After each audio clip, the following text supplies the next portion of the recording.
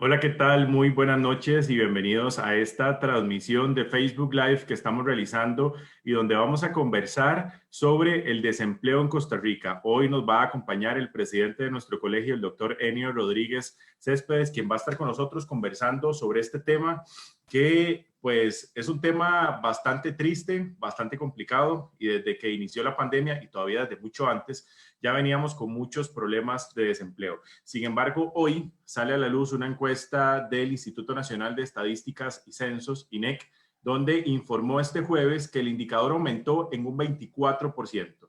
En números reales, eso significa que la población desempleada alcanzó a las 551,000 personas, 265,000 más que el segundo trimestre del año anterior, o sea, es una cifra bastante alarmante.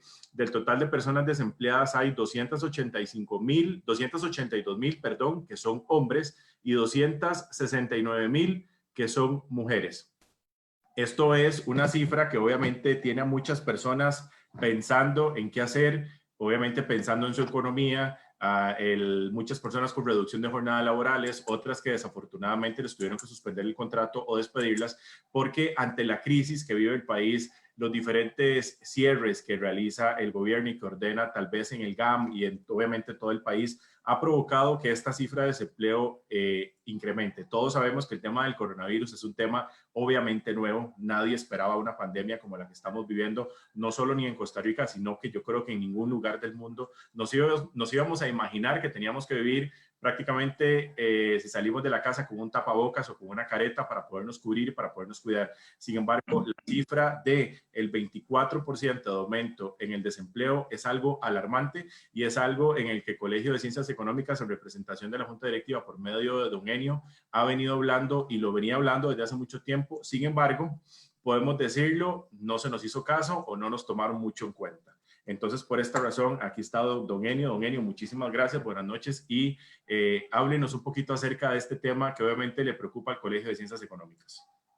Muchas gracias, Josué, y buenas noches a todos. La noticia de hoy es muy triste.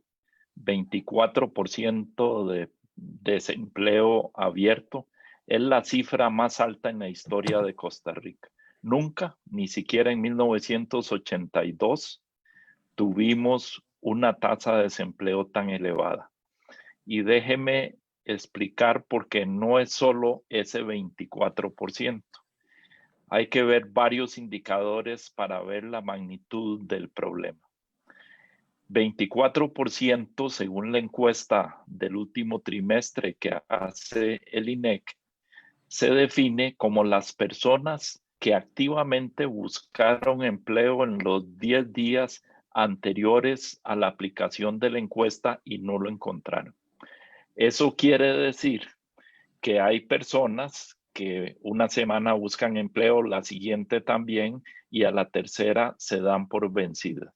En estadísticas de empleo se llaman los desanimados, se desaniman de buscar el empleo.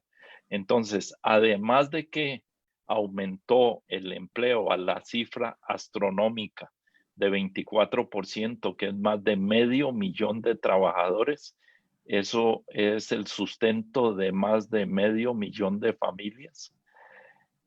Además de eso, se dio un aumento de los desanimados. El porcentaje de ocupación hace un año era de 55.4, que ya era bajo.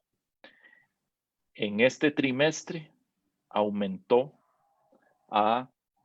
en 11 puntos los desanimados. Quiere decir que la tasa de ocupación se redujo a 43.7, es decir, además de un 24% de gente que no, buscó trabajo y no la encontró, un 11% adicional simplemente se desanimó. Otras más de 200,000 trabajadores se salieron de la fuerza de trabajo porque no encontraban trabajo. Aquí hay datos para reforzar eso que usted está diciendo, según el INEC, dice que el 65,3% de todas estas personas desempleadas tienen menos de 3 meses de estar buscando trabajo. El 17,8% más de 3 meses y menos de un año. y el 3,6% un año o más. O sea, es una cifra completamente complicada, porque si fuera que estuvimos hablando que la pandemia hizo que nos quedáramos sin empleo, uno tal vez podría entenderlo, pero ya viene desde hace muchos años atrás, de años atrás, donde la gente realmente no puede encontrar el empleo y es como usted dice, se desaniman y obviamente pierden, como decimos los ticos, pierden la esperanza, ¿verdad? Y obviamente tras de eso nos golpea la pandemia y todavía el campo laboral se convierte en crisis. Y agrego otro dato que viene a complementar los anteriores, que es el subempleo. Eso es personas que durante el periodo de la encuesta, en la semana anterior, quisieron trabajar 40 horas y no pudieron. Consiguieron trabajar, pero medio tiempo, un cuarto de tiempo. Hace un año, el subempleo representaba el 10%, el 10,2%. Esa cifra se duplicó al 20,5%. Entonces, aumentó el desempleo abierto. Hubo gente que se fue para la casa porque se cansó de buscar empleo y otros que lo consiguieron solo lo pudieron hacer por un número de horas inferior a lo que lo deseaban. Agreguemos a esto que estas cifras no toman en cuenta la reducción de jornada ni las suspensiones de contratos. Entonces, si agregamos esos problemas, tenemos un problema de empleo muy severo en el país que probablemente ronde el 40% o más de personas afectadas por distintas formas de desempleo, ya sea subempleo, ya sea desanimados, ya sea reducción de jornada, ya sea suspensión de contrato. Entre el 40 y 50% de las personas, de los trabajadores, encuentran una situación difícil. Como economista y como estudioso de estos temas, uno sabe que la sociedad está pasando un trago muy duro. Estos son datos muy severos de graves consecuencias sociales. Y recuerdo, porque en el año 82, en el gobierno del presidente Monge, que nos tocó atender la crisis generada en el gobierno anterior del presidente Carazo, hubo unos niveles de desempleo y de pobreza muy elevados. Pero quiero dar un dato de cómo estas crisis perduran por décadas en cuanto a sus efectos. Hubo mucha gente, muchos muchachos que dejaron el colegio para ir a trabajar al campo o a buscar formas de colaborar con la familia o simplemente porque no podían darse el lujo de pagar buses, almuerzos, etc. Sacan a los muchachos del colegio en una proporción enorme. Costa Rica le tomó 15 años regresar a los niveles de escolaridad que tenía en 1981. Pero el dato más serio es que esos muchachos no regresaron a la secundaria, no terminaron la secundaria. Y gran parte de esa pobreza estructural que tenemos, que no se logra bajar de 20%, ahora la cifra ha aumentado a más de 25% por efecto de la pandemia. Muchos de esos jefes de familia fueron muchachos que abandonaron el colegio en la crisis de 1981. Quiere decir que 40 años después, todavía la sociedad y un grupo importante de personas en particular están sufriendo las consecuencias de esa crisis. Así es que por eso cuando uno lee estos números sabe que no es solo el drama que muchos están viviendo el día de hoy de cómo solucionar el sustento diario de sus familias, cómo pagar el alquiler, cómo cumplir sus necesidades inmediatas, sino también uno sabe que por debilitamiento de la escuela, que se junta con los temas de la pandemia, habrá generaciones sacrificadas y esto perdurará incluso por décadas. Entonces, estos números de empleo son objetivos basados en mediciones que permiten comparaciones históricas y con metodologías probadas, pero es solo una parte del problema social que estamos viviendo. Estamos en un proceso de franca destrucción de empleos que estaba débil cuando vino la pandemia. El año pasado cerramos con un desempleo superior al 12%.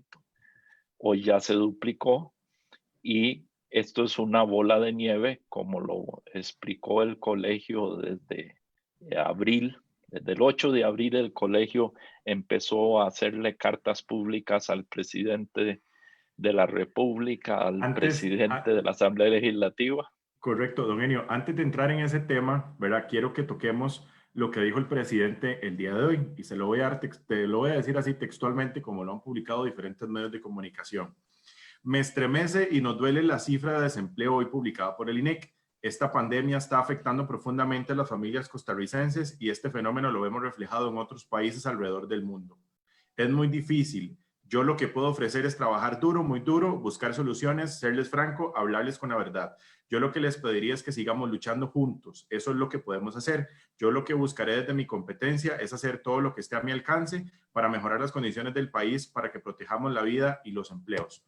Cuando uno ve una cifra de un 24%, o sea, es que ya es un 24%, ¿verdad? Es una cifra que completamente ya uno la escucha hasta que se le para el pelo, más cuando dicen que son más de 500,000 personas las que están desempleadas.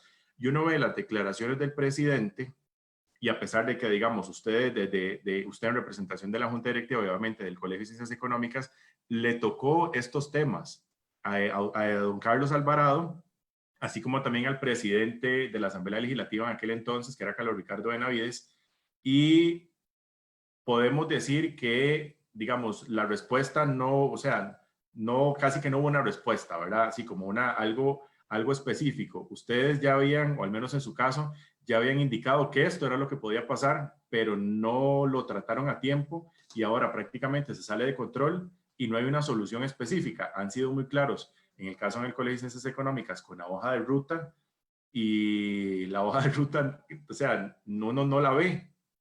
Entonces es un tema complicado. Efectivamente, en el 8 de abril que sacamos la primera carta demandando o solicitando, muy preocupados por lo que se venía, que se hiciera una hoja de ruta de cómo se iba a manejar la recuperación económica, cómo se iba a manejar la protección de los puestos de trabajo, porque para nosotros era evidente que la pandemia también tenía un contagio económico y iba a provocar destrucción de puestos de trabajo. Y además señalamos que la crisis fiscal iba a salirse de todas las proporciones porque al disminuir la actividad económica, pues la recaudación fiscal necesariamente se iba a caer, mientras que los gastos de atención de la pandemia iban a aumentar.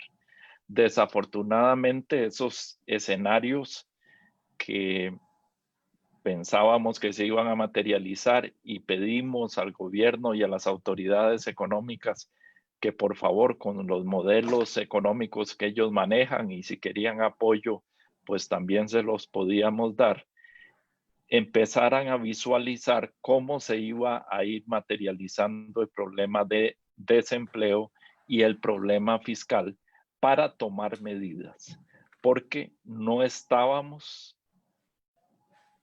totalmente indefensos ante la pandemia. Sí es efectivamente un efecto externo del cual no teníamos precedente en el mundo moderno. La última pandemia ocurrió en 1918 con la gripe española y el contagio económico fue en el marco del fin de la Primera Guerra Mundial, en fin, otras variables que complican el análisis y que del todo no lo hacen comparable al día de hoy. Entonces es la primer pandemia de estas magnitudes. Eso hace que efectivamente había que pensar creativamente y analizar las posibles medidas, pero otros países sí lo hicieron. Sí hicieron equipos interdisciplinarios, empresarios, Alemania, por ejemplo, y así han tenido una reducción del PIB mucho menor que la que va a tener Costa Rica. Va a andar arriba del 5% este año si nos va bien. Mientras que el déficit fiscal, los datos al día de hoy, al cierre del primer semestre, a junio de 2020, muestran unos ingresos totales comparado con el año anterior, exactamente lo que nosotros desafortunadamente preveíamos, una reducción de los ingresos del 30%, una tercera parte menos, mientras que los gastos aumentaron un 10%. Esto significa que el desafío del financiamiento del gobierno central se volvió mayúsculo. Y también pedíamos una hoja de ruta en materia fiscal. Lo que se nos ha dicho públicamente ha sido, bueno, la ruta es la del endeudamiento. Vamos a pedir préstamos al Fondo Monetario Internacional, al Banco Centroamericano de Integración, al Banco Interamericano de Desarrollo, al Banco Mundial, a organismos multilaterales e incluso se está hablando de eurobonos, lo cual es una ruta de financiamiento. Pero la discusión que ni siquiera ha empezado y que el gobierno como autoridades electas debe poner sobre la mesa es cuáles son las medidas necesarias para lograr el financiamiento del déficit en el 2020 y todavía más difícil el panorama en el 2021.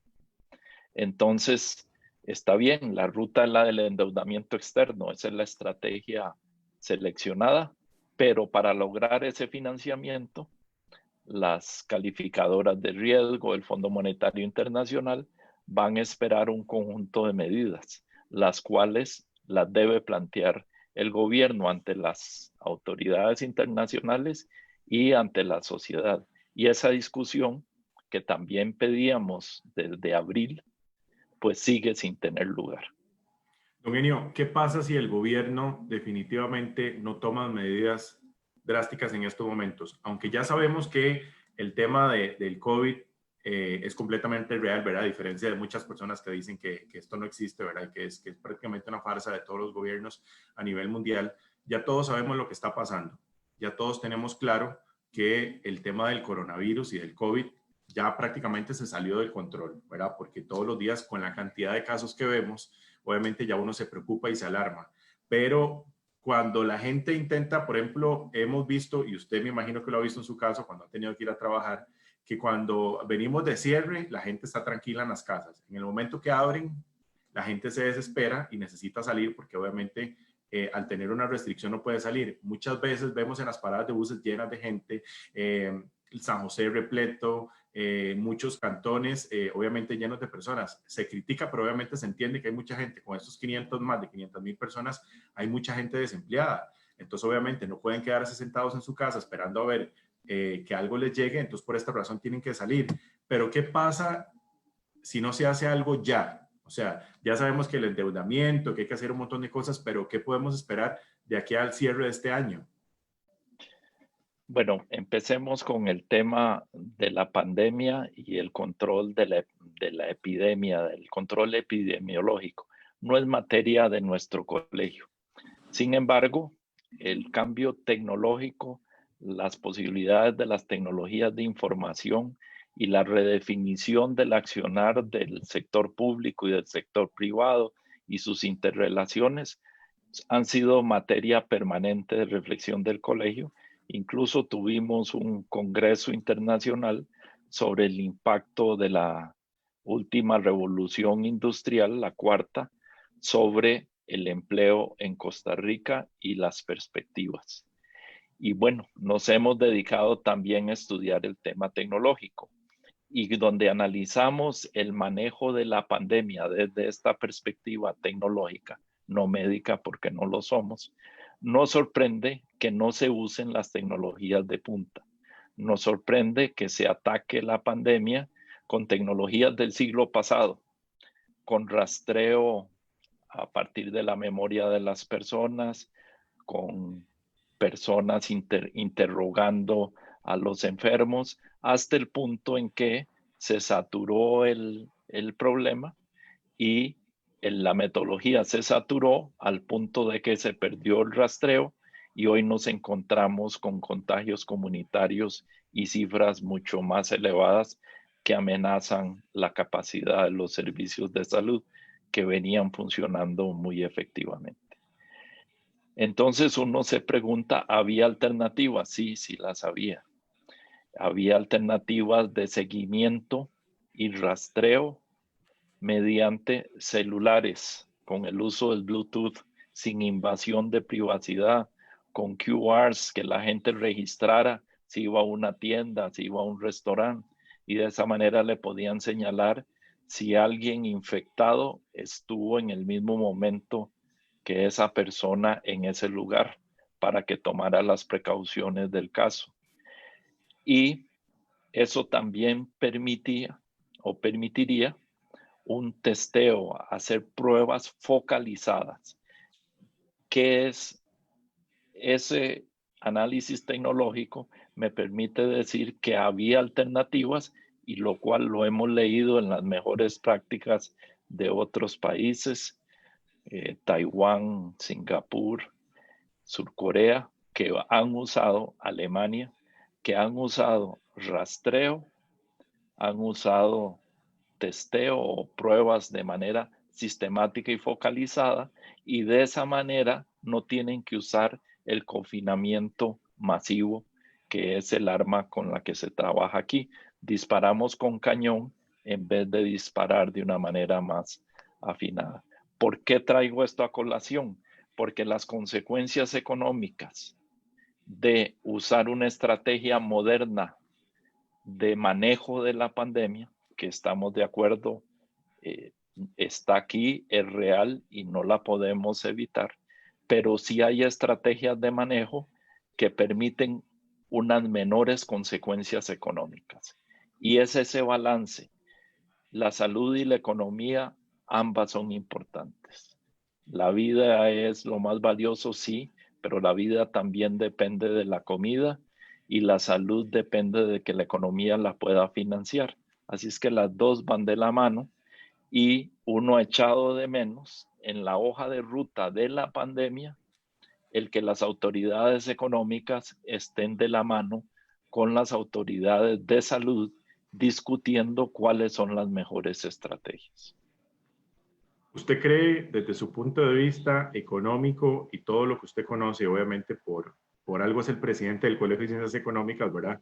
El tema de los cierres, abrir una semana, cerrar dos, volver a abrir una semana y esperar el siguiente mes para ver cómo funciona. ¿Eso le va bien a la reactivación económica de la que tanto la gente quiere, de lo que tanto se le ha solicitado al gobierno?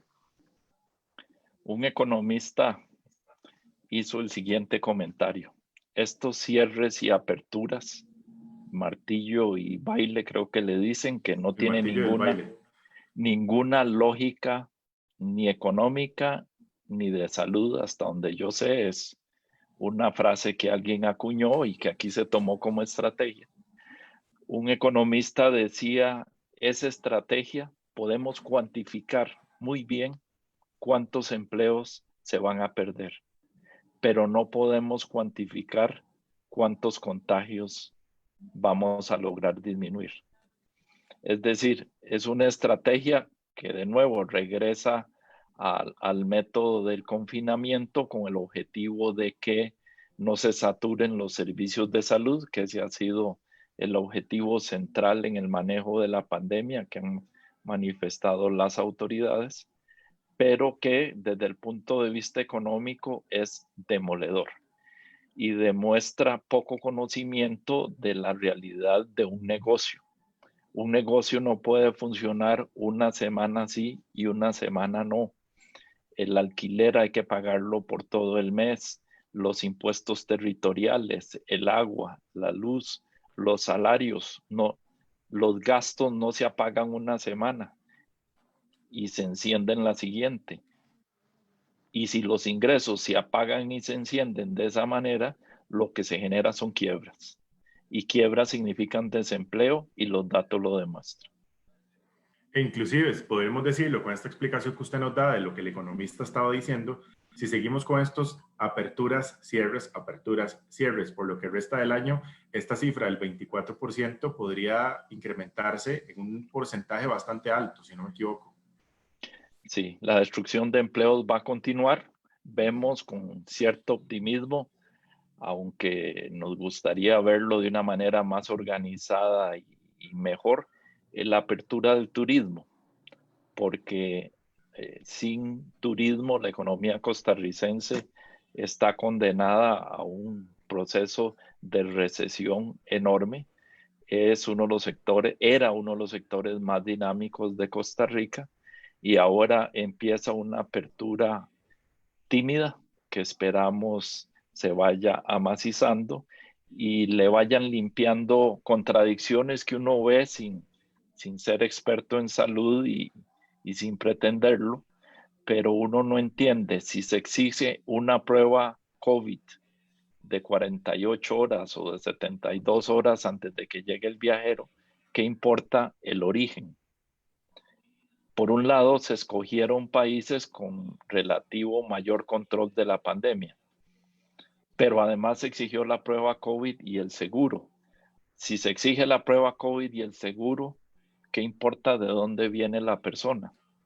Particularmente sabiendo que la mayoría de los turistas de nuestro país vienen de Estados Unidos y mientras no se abra al turismo de ese país, pues vamos a seguir con un gran sector de la economía en un proceso de cierre, de quiebras, de aumento del desempleo y zonas muy bollantes que dependen, bollantes antes de la pandemia, la Fortuna de San Carlos, por mencionar alguno, hoy están viviendo una realidad de pesadilla.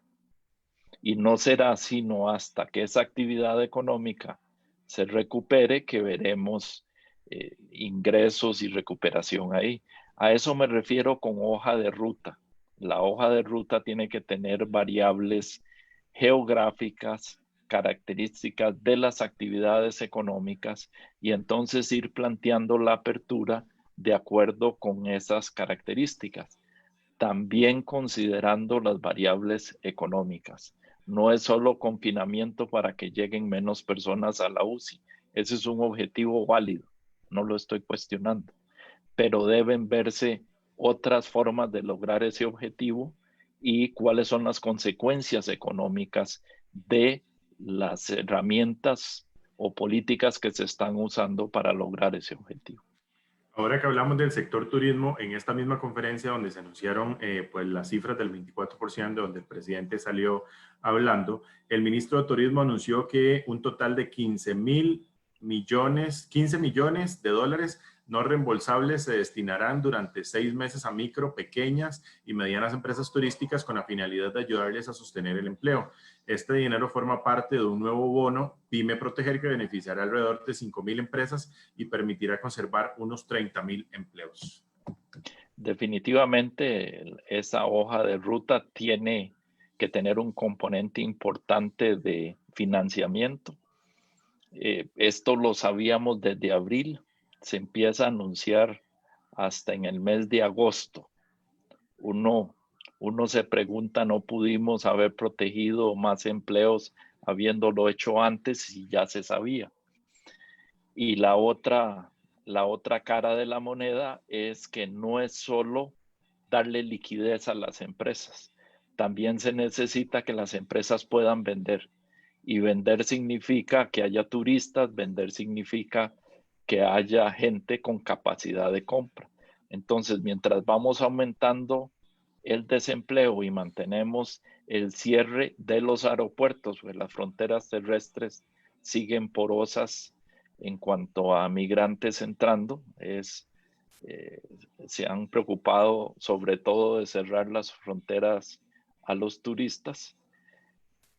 Eso significa que no se genera la demanda. Entonces, si uno le da liquidez a las empresas, pero no pueden vender sus servicios, de poco sirve. Tienen que ir de la mano.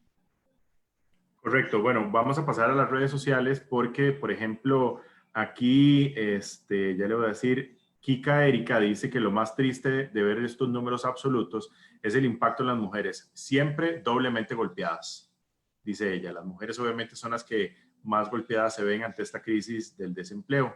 Después, doña Julia dice, es interesante lo que usted indica con respecto al turismo, don Enio.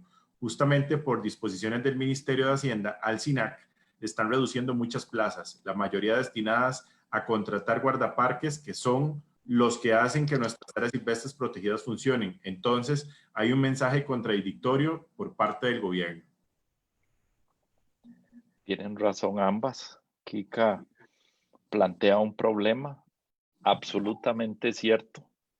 La pobreza en Costa Rica tiene cara de mujer. El problema de desempleo tiene cara de mujer. Las mujeres sufren más que los hombres. Hay una estructura machista o de otros factores estructurales que hacen que las mujeres sean más vulnerables. También el retiro de la fuerza de trabajo, los desanimados, en mayor porcentaje son desanimadas. Es decir, la mujer que pierde el trabajo le cuesta más reinsertarse que a un hombre. Entonces, hay una dimensión de género en esta tragedia de la crisis que estamos viviendo que obliga a pensar políticas con dimensión de género. Debe haber políticas públicas que promuevan una discriminación positiva hacia las mujeres, porque en este momento están sufriendo las mujeres y los jóvenes como grupos particulares, y las mujeres jóvenes de zonas rurales todavía más. Así es que hay que pensar políticas públicas mucho más afinadas y dirigidas a estas poblaciones que están sufriendo mucho más de la crisis. En cuanto al sistema de áreas de conservación, es la joya de la corona de Costa Rica. Y hay que entender, las playas venden, pero las playas de República Dominicana y otras del Caribe o las de Cancún compiten con las de Costa Rica. Lo que Costa Rica ofrece que no tiene el resto del mundo en igual magnitud es las áreas de conservación, el sistema de parques nacionales. Si algo ha sido una inversión que le ha pagado al país, y yo recuerdo en los años 70, la administración Oduber e incluso la administración Carazo, donde hubo tremenda prioridad a la formación de parques nacionales. Yo participé en esas tareas en esa época. Era con una visión biológica. Eran los biólogos los que decían si no se protege tantas áreas y de tal magnitud, van a desaparecer los felinos y va a ir desapareciendo toda la cadena y vamos a tener desequilibrios muy importantes en nuestro país. Ese criterio más bien de índole biológica y de una conciencia ecológica donde Costa Rica se adelantó al resto del mundo. Luego del Premio Nobel de la Paz y que Costa Rica logra diferenciarse de Centroamérica, el turista empieza a descubrir el tesoro en parques nacionales. Y ese es el verdadero imán que jala a los turistas, nuestra belleza natural. Así es que ese es un sector que tenemos que cuidar, y cuando se toman decisiones, pues siempre hay que ver qué es lo que es prioritario. Y las áreas de conservación nuestras son absolutamente prioritarias. Aquí Roberto Aguilar, que es miembro también de la Junta Directiva, dice que hoy se tuvo ya un acercamiento con las cámaras y alcaldías. Claro, el gobierno debe abrir aún más el diálogo para sectores como lo solicitó el colegio desde hace unos meses, generar una mesa de diálogo nacional. De acuerdo, y agrego lo siguiente: no solo tiene que haber un diálogo nacional, la invitación que hizo el señor presidente fue a que le vinieran a plantear las sugerencias. Creo que la metodología no es exactamente correcta. las autoridades electas son las que están en Zapote, son las que están en la Asamblea Legislativa y les corresponde dirigir, les corresponde proponer, les corresponde definir los elementos de la hoja de ruta. El diálogo, la concertación, tiene que ser en torno a una propuesta. De lo contrario, cada sector va a llegar a defender sus propios intereses.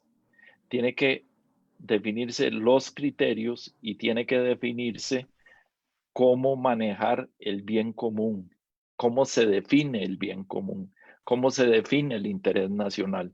No es escuchar a un sector de empresarios, a un sector de sindicatos, a un sector de solidaristas.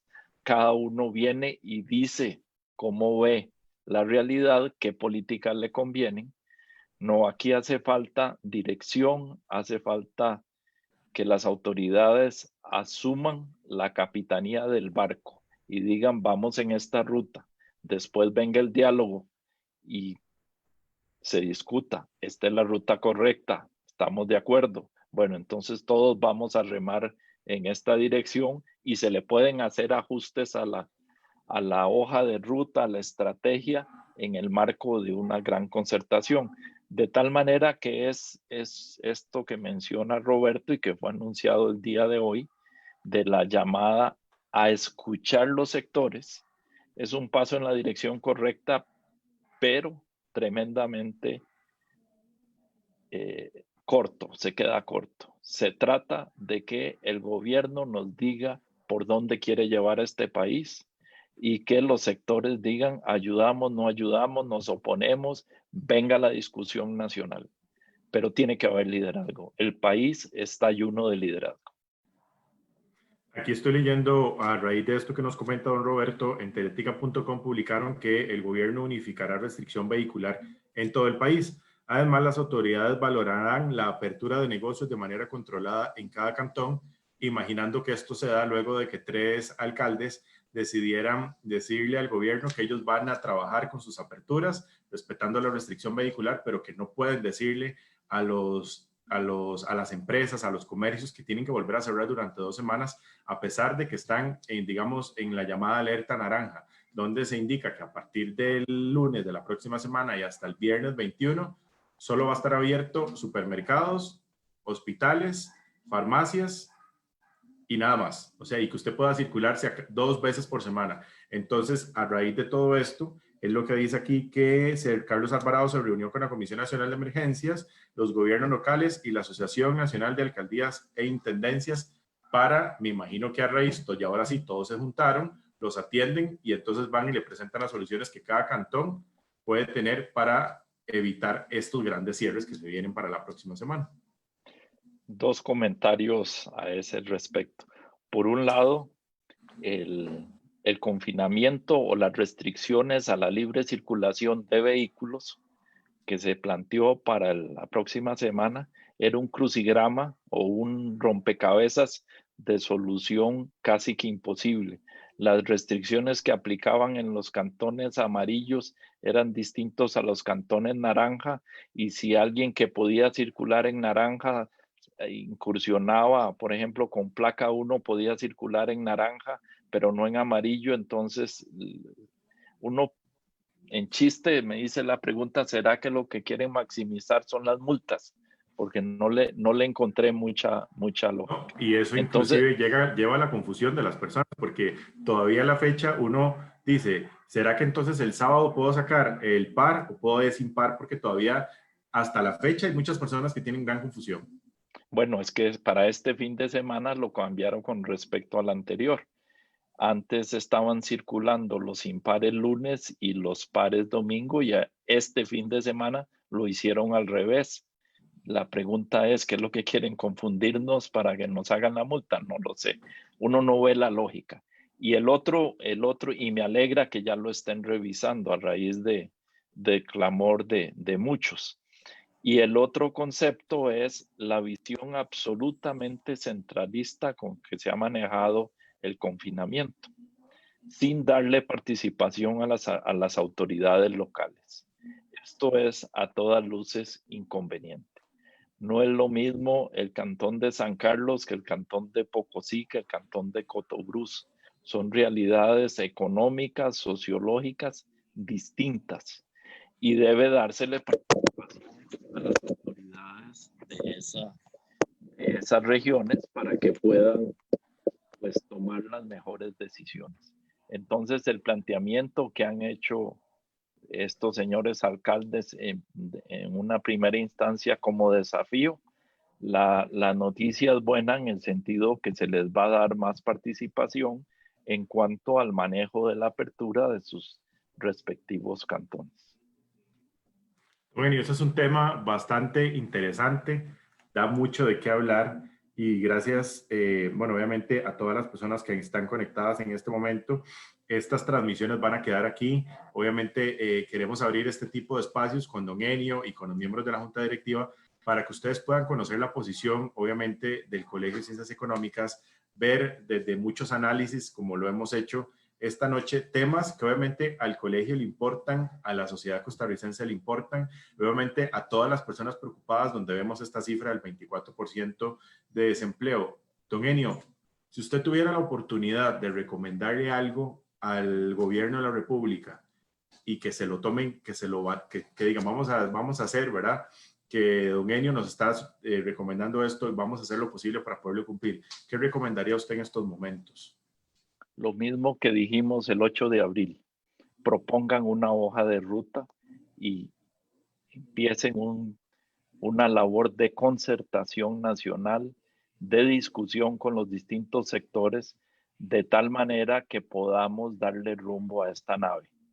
Vamos en lo fiscal, si no se toman decisiones muy drásticas, hacia un despeñadero nuevamente, a pesar del esfuerzo de la reforma fiscal.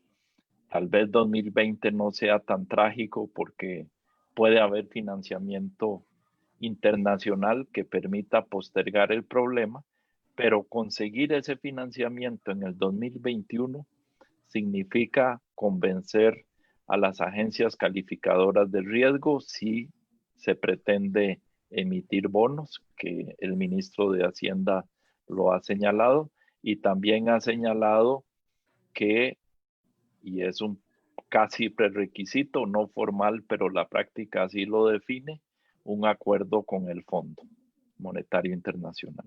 Bueno, ¿qué significa eso? No hay acuerdo con el fondo cuando el desequilibrio es tan grande como el que tiene Costa Rica hoy, que no sea doloroso. Van a exigir que Costa Rica proponga, porque no se le impone qué es lo que el país tiene que hacer. Se le dice, usted tiene un desequilibrio de esta magnitud, dígame cómo lo quiere resolver, y lo puede resolver por el lado de los ingresos, más impuestos, o lo puede resolver por el lado de los gastos, menos gastos, puede hacer manejo de la deuda, puede pensar en privatizaciones, hay un abanico de medidas y esa mezcla es una decisión política difícil y compleja porque afecta a todas las personas. Recuerdo 1982, la gran preocupación del presidente Monge era distribuir las cargas de la manera más equitativa posible, que en el ajuste se perdieran el menor número de empleos, que cayera el salario mínimo en lo menos posible. En términos reales, había una gran inflación. En fin, cómo proteger empresas, proteger empleos, mientras se equilibraban las cuentas externas y se renegociaba la deuda externa. Teníamos muchos frentes en esa época. Ahora los frentes están más específicos, pero son muy duros de moler. Repito, tenemos el desempleo más alto de la historia de Costa Rica, acompañado del déficit fiscal más alto de la historia de Costa Rica. ¿Qué es la solución tradicional que los economistas proponemos cuando el desempleo es alto? Aumenta el gasto fiscal. Y de esa manera, lo que decía Keynes, se dinamiza la economía, arranca el sector privado y empieza la economía a funcionar nuevamente.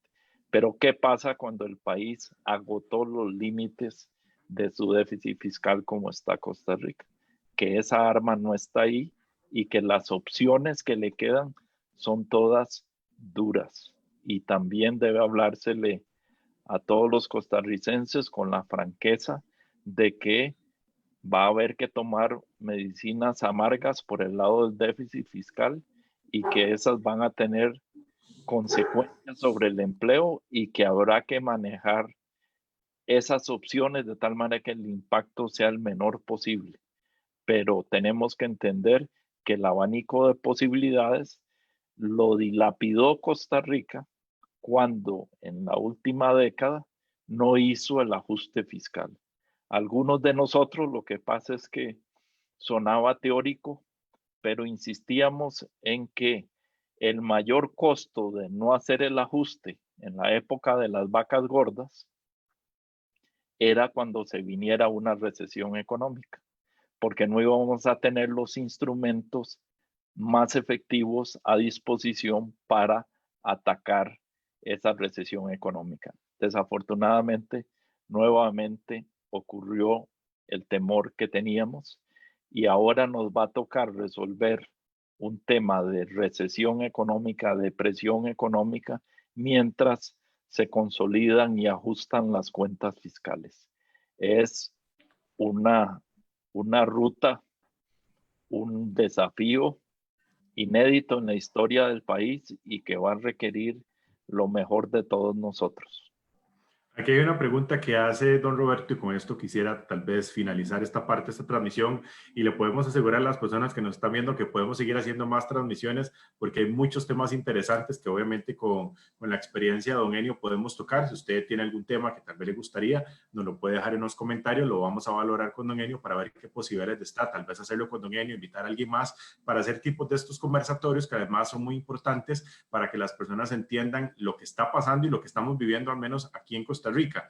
La pregunta la hace otra vez don Roberto, dice, en relación a la posible reactivación económica, ¿usted con su experiencia considera que se logrará hasta que exista una vacuna o se podría reactivar la economía al menos de una manera leve por medio de evitar las medidas restricciones que hay en estos momentos?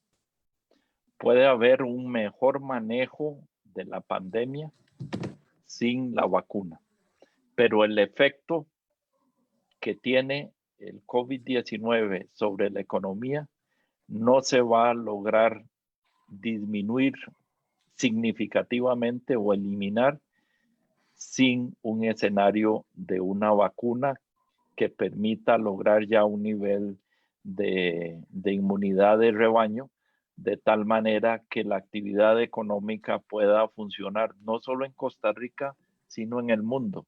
Y esto es tal vez algo que no he mencionado. No es solo que Costa Rica está en una profunda crisis económica. El mundo entero lo está también, con un poco de excepciones en Asia, pero el mundo va a una depresión económica sin precedentes. Eso significa que también las exportaciones van a estar afectadas. Y menciono un par de ejemplos.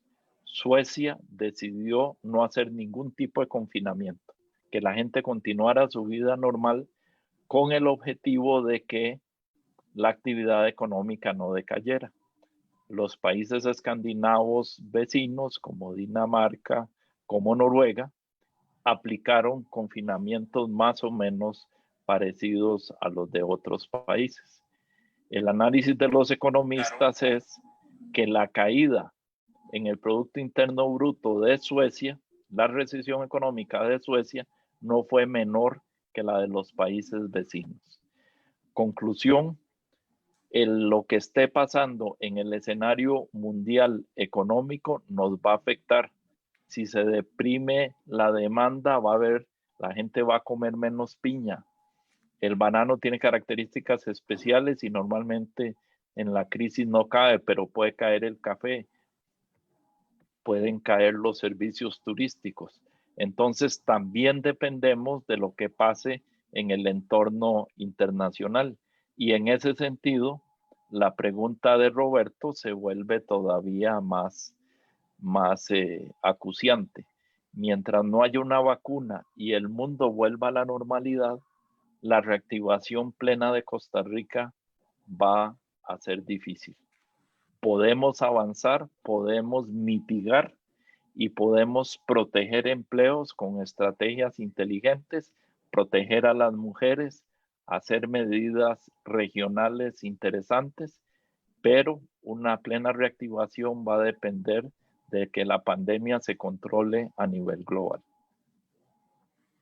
Perfecto, don Enio. Muchísimas gracias por este espacio, por este tiempo. Esperamos que podamos seguir haciendo más conversatorios como estos. Aquí nos están dejando más comentarios y la verdad es que son temas importantes, son temas que hay que abarcarlos desde todos los puntos de vista y obviamente que se entiendan, porque a veces dicen cosas y hay mucha gente que desafortunadamente no logra entender los mensajes que se quieren dar a conocer y como usted dice, nos enredan con el tema de las restricciones y que hasta la fecha, hace casi 15 días que se dieron las restricciones, hay mucha gente que no las entiende.